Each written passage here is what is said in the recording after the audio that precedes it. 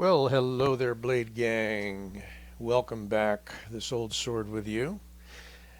And since we did it for Wii and we did it for Best Tech on both their high-end and budget blades, I thought we would try it for Kaiser and show you a few of my favorite Kizers.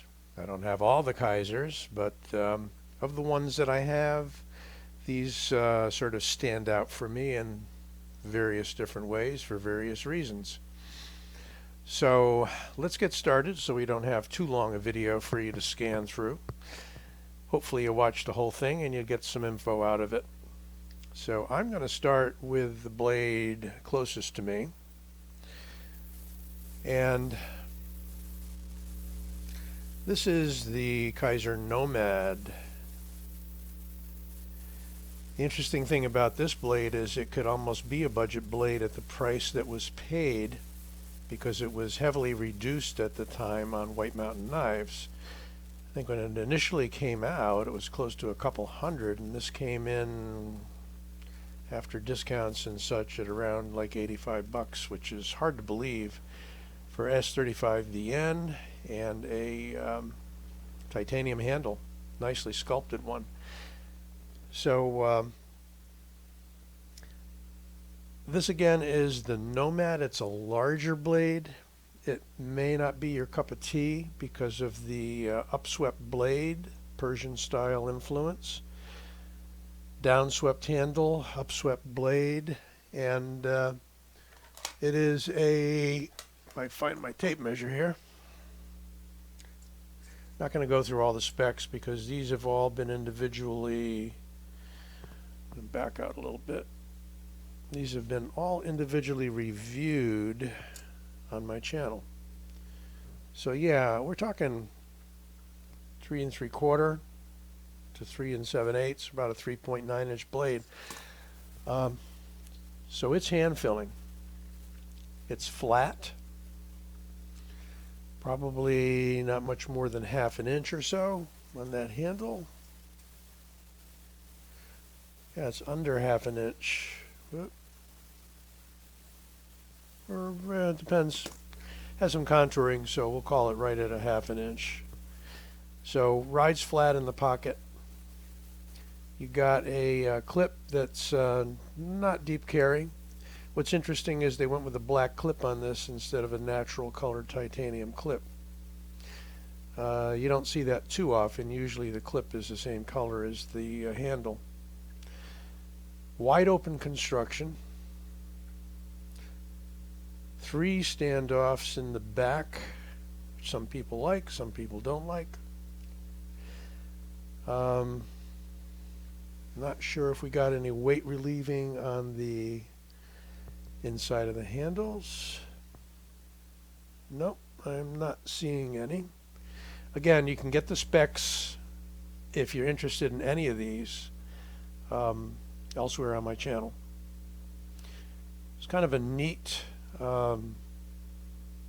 design here with the direction that these go, and I'm wondering if this is a Pinkerton design. Yep, it is. There's his logo there. I forget, got to be honest. I was pretty sure it was a Dirk Pinkerton design. He likes tactical style blades that have both tactical and EDC purposes. Nice sharp blade, nice smooth action on bearings. They're all on bearings. And all of these knives are going to be S35VN, if I forget to tell you. I don't think any of them are in any other steel. Hardened steel insert, locking bar, pretty tall, flipper, swings right out though. Can it be failed? I think possibly it can. Yep. It's a heavy blade, swings kind of like a pendulum, and drops shut. So that's the Nomad by Dirk Pinkerton. Next up, let's go to the little guy. This is the Splinter. It's little and it's light, while at the same time having a pretty decent blade length of just under 3.5 inches, about 3.4 inches. Nicely sculpted titanium. And this is a Tomcat Knives design. Nice little gentleman's folder. Quality materials. Snappy. Very smooth.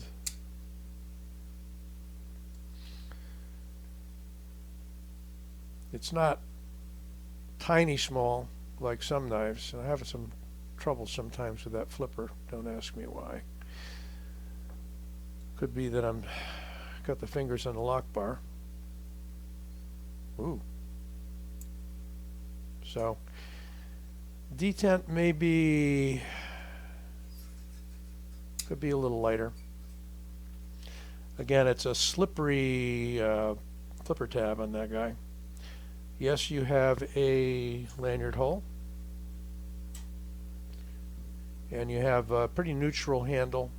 Smallish handle. If you like to get a lot of your hand around something, this probably wouldn't be the one, but it's great for detail work with that drop point, I'd call it. Nice swedge on the top. Not too heavily billboarded except for the Tomcat knife logo there. And there's the name Splinter.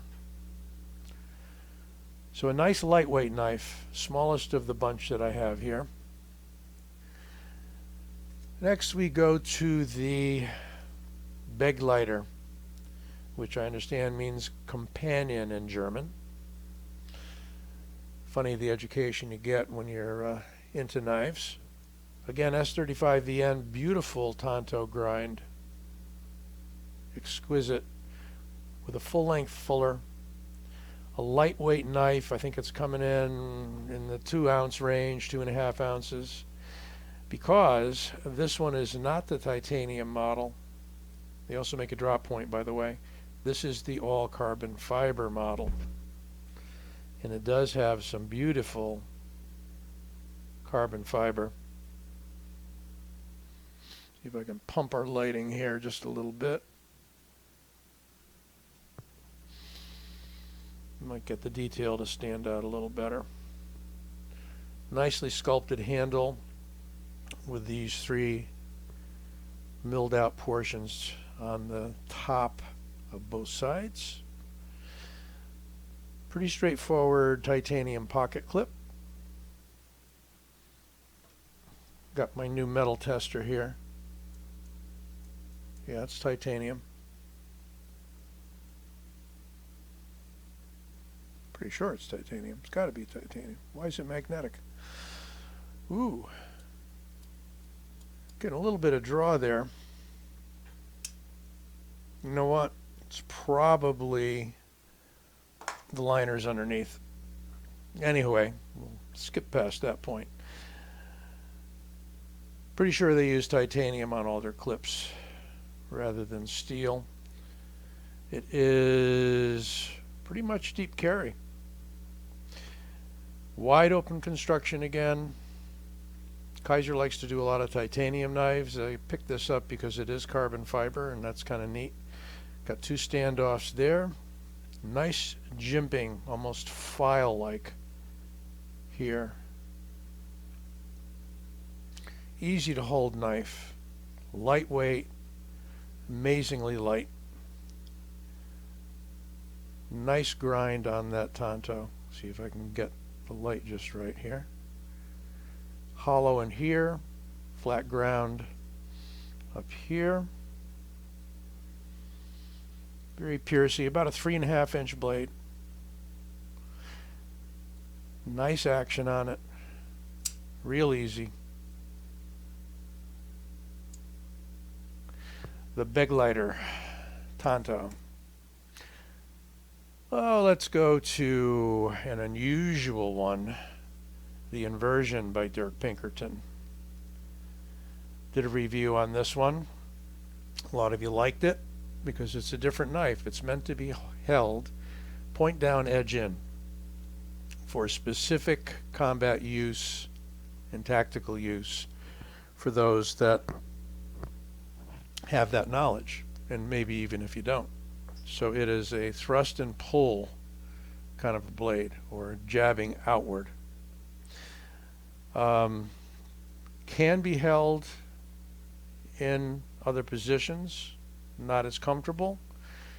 Can be held this way, edge up.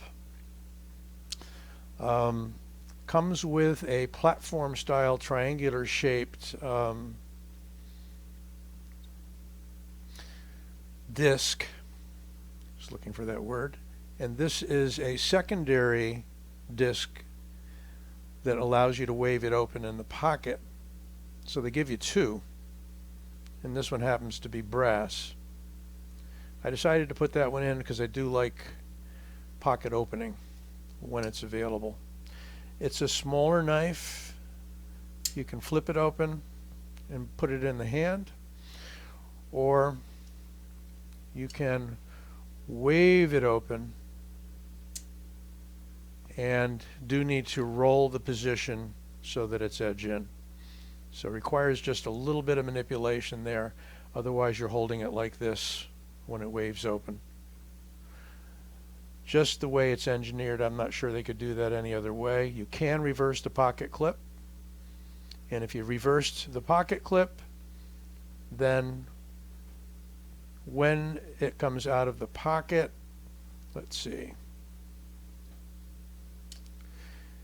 you'd have to wave it open forward if the clip was getting all confused now. Put the clip on this side, knife's oriented that way, and yes, it would come out. Same deal. You can use the thumb disc to flip it open. It would be oriented that way. So it takes a little bit of knowledge, a little bit of background. Interesting blade shape. Got a reverse curve, inverse curve. Not particularly long in the blade. Coming in at 3 1/4 inches, even a little bit under. But that's all you need for this position in the hand. Thumb locked over the end. Got plenty of blade there. Can be used to trap an opponent's arm. Or you might just get some EDC practical use out of this as well. So that's the inversion. Nice milling on the handle, kind of a track that goes around. And again, this is another wide open construction with two standoffs. The inversion by Dirk Pinkerton. Last and certainly not least, as I like to say, the Odin, which is an Ivan Braganets design. And Ivan, I believe, is a Russian knife designer. You'll see his designs out there for Real Steel, as well as Kaiser and others. I like large knives. This is just a beautiful large knife. Nice jimping. Can be spidey flicked, no problem. A little more difficult thumb flicking it. Easier to spidey flick it because you can get your nail in there. Not too prominent a flipper. Swings right out. Can be failed as it doesn't have that strong a detent. However, I haven't been able to shake it free yet. I could if I really tried, not in front of the camera. Beautiful design elements here. Got carbon fiber inlays. That is carbon fiber, but it's been machined to have these ridges, so you can't really see. Well, you can see a little bit of the carbon fiber texture within itself, but it's just kind of neat. I mean, could it have looked as good with G10? I don't think it would look quite the same with G10. Got a nice double lanyard opening in the back strap there, back spacer. Got some interesting pineapple type jimping on the back of the back spacer. S35VN again. A nice large knife. Plenty of real estate no matter what size your hand is, and completely neutral. Just got that gentle curve on the underside. It's one of the few that has an actual back spacer. I'm sure there are more, rather than being open with standoffs. Got a neat looking clip that is not really deep carry at all, but carries well in and out of the pocket nicely. And a really neat pseudo tanto kind of look to the blade there. It's interesting, almost looks like a bird's snout. But that is the Odin, designed by Ivan Braganets. Let's bring them all out again for a show.